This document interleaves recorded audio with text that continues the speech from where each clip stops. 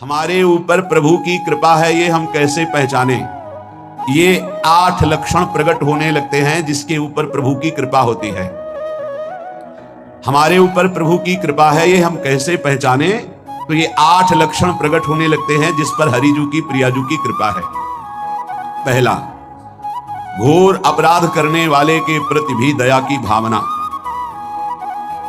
शांति पहला लक्षण है। भाव में भी पहले शांत भाव है। हमारे ऊपर श्री हरिजू की कृपा है, इसकी पहचान ये 8 लक्षण। पहला, शांति, अर्थात घोर अपराधी के प्रति भी गुस्सा ना आना, क्षमा करना, ये हरि की कृपा का लक्षण है। देख लो भाई, घोर अपराधी शब्द तो जाने दो, जरा सा प्रतिकूल हो जाए तो लाख समझाओ पर भ्रकुटी तनी रहती है। भला ऐसा है? अपराधी पर भी क्षमा का भाव होना, ये हरि कृपा पात्र में ही होगा, अन्य में नहीं। तो अगर अपने हृदय में ऐसा लगे कि ऐसा नहीं है तो हरिजू से प्रार्थना करनी चाहिए कि कृपा करो, मेरे में सामर्थ्य आवे। दूसरा, अनुसूया, वो किसी भी के प्रति कभी भी कोई दोष दर्शन ही नहीं करेगा। दोष कथन, दोष श्रवण की तो बात जाने दो। अनुसूया, दूसरों के गुणों में दोष ढूंढना ये नहीं होता, हरि कृपा पात्र में ही नहीं होता। ये सब भजन के नाश करने वाले। जैसे पहला अपराधी पर क्रोध कर देना, तो माया ने भेजा इसीलिए था कि तुम्हारे साथ व्यवहार ऐसा करे कि तुम क्रोध करो। क्रोध करोगे तुम्हारी ऊर्जा शक्ति नष्ट हो जाएगी, अध्यात्म में जो चलने की थी। और कहीं तुमने संकल्प कर लिया तो भजन शक्ति नष्ट हो जाएगी। तो अगर भजन बल है तो गया, जरूर उसको दंड मिलेगा, पक्का मिलेगा, 100% मिलेगा, लेकिन आप खाली हो गए। ना भजन करने की वृत्ति रहेगी और ना भजन रहेगा, दोनों बात। अनुसूया, किसी के सद्गुणों में दोष देखना, गुणों में दोष ढूंढना, ये हरि कृपा पात्र में नहीं होता। ये बहुत मंगलमयी बातें हैं जिससे हमारा भजन मार्ग पुष्ट होता है। तीसरा, वो बाहर से और भीतर से पवित्र रहता है, हरि कृपा पात्र। शौचाचार का ज्ञान होना चाहिए, वस्त्र आपके पवित्र होने चाहिए, ये बाहरी, जल रज आदि के द्वारा बाहरी पवित्रता। और निष्कपटता, निश्चलता, सत्य भाव, ये अंदर की पवित्रता है। अगर कपट है, छल है, असत्य है तो हृदय मलिन रहता है। भीतर और बाहर से पवित्र रहना, इसमें खास बात क्या है? भीतर और बाहर से पवित्र रहने में, भीतर और बाहर से सदैव पवित्र कौन रह सकता है?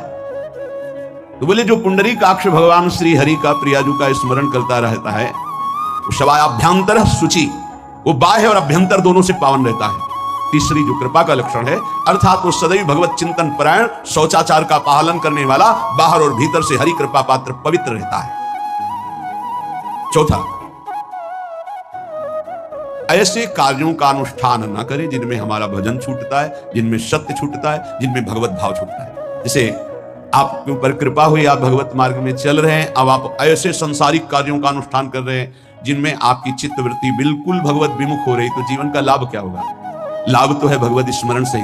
जैसे कल एक ने प्रश्न किया कि मैं खाता तो नहीं लेकिन मांस की दुकान में मांस बेचता हूं, होटल है, क्या उचित है? ये उचित कैसे हो सकता है? तुम और भी तो व्यापार कर सकते हो। जरूरी है धर्म का पालन करने की इच्छा करते हो, धर्म आचरण करते हो, ऐसा नहीं। तो विरत बहुकर्मा, उन कर्मों से हमें विरत रहना है जो हमारे धर्म के विरुद्ध है, जो भजन के विरुद्ध है। हरि कृपा पात्र ऐसे कर्मों का अनुष्ठान कर ही नहीं सकता। अपने भजन का फल देखना भगवत कृपा पात्र की, सबको प्रदान कर देना। हिम्मत है? अपने भजन, इतनी मेहनत से किया हुआ भजन, भजन होने के बाद हे प्रभु इस भजन का फल हो, सर्वे भवन्तु सुखिना सर्वे सन्तु निरामयाः। यहां तो कहते महाराज एक माला रोज आपके लिए करता हूं कि आपकी बीमारी ठीक रहे, तो शेष किसके लिए करते हो प्रभु? शेष अगर इष्ट और गुरु के लिए तुम्हारा है कि एक माला करते तो फिर इतनी माला करते तो हमें क्या होगा? सब आपको दे देंगे तो हमें क्या होगा? तभी भजन का रास्ते नहीं जाना। छठवां, अपने भजन से अपने लिए कुछ भी ना चाहना और दूसरों की तो बात जाने दो, दूसरों से कुछ ना चाहना ये तो ठीक है, अपने भजन से अपने लिए कुछ ना चाहना है हिम्मत। देखो ये हरि कृपा पात्र में हिम्मत होती है। अपना भजन अपने प्रयोग में ना लाना, इसका भी आंतरिक रहस्य है। अपने प्रयोग में आप शरीर को लेकर के बोलेंगे, अगर स्वरूप को लेकर तो प्रयोग की कोई वहां जरूरत ही नहीं, स्वरूप पूर्ण काम है, वहां कोई अभाव नहीं। जब आप कोई भाव अपने लिए करेंगे तो देह भाव होगा, देह भाव से किसी विषय की मांग होगी। विषय पूर्ति भजन का फल नहीं होता, भजन का फल होता विषय निवृत्ति। बहुत जोर की बात है, कैसे समझ? अपने भजन का भी फल अपने लिए नहीं, दूसरों से कुछ चाह रखना तो बात ही जाने दो, भजन से भी कोई अन्य सुख की चाह नहीं। क्या चाहिए? भजन ही बनता रहे, भजन का फल भजन बनता रहे, खूब निरंतर जप करते रहे। सातवां, किसी भी मान सम्मान कीर्ति पद प्रतिष्ठा के मिलने पर हृदय का असंतुष्ट हो जाना, यह हरि कृपा पात्र का लक्षण होता है।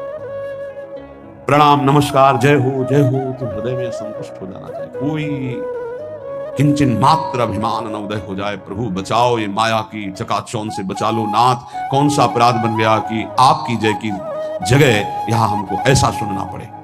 मान प्रतिष्ठा कीर्ति जिसके लिए बड़े बड़े लालायित रहते, हरि कृपा पात्र को विष की तरह चुभती है। और आठवां, किसी भी प्राणी समुदाय से संबंध ना रखते हुए सब पर दया की भावना, सब पर कृपा की भावना, सब पर करुणा मैत्री, पर किसी से ममता नहीं। यह सूत्र बहुत व्यवहार में प्रयोग करने योग्य है। सबसे करुणा और मैत्री, पर किसी से ममता नहीं। करुणा तो करी भरत जी ने, मैत्री भी की मृग से, पर ममता रहित नहीं रहे। ममता कर ली तो अगला जन्म हिरण्य का हो गया। ममता नहीं रखनी। निर्ममो निरहंकारा, करुणा मैत्री तो करनी है, जैसे इसमें आदेश है, गीता में जी आदेश है, अद्वेष्टा सर्वभूतानां मैत्रः करुणैव च, पर निर्ममो निरहंकारा, ये साधक की चतुरता है। प्राण मात्र पर दया कृपा करुणा मैत्री, पर ममता नहीं।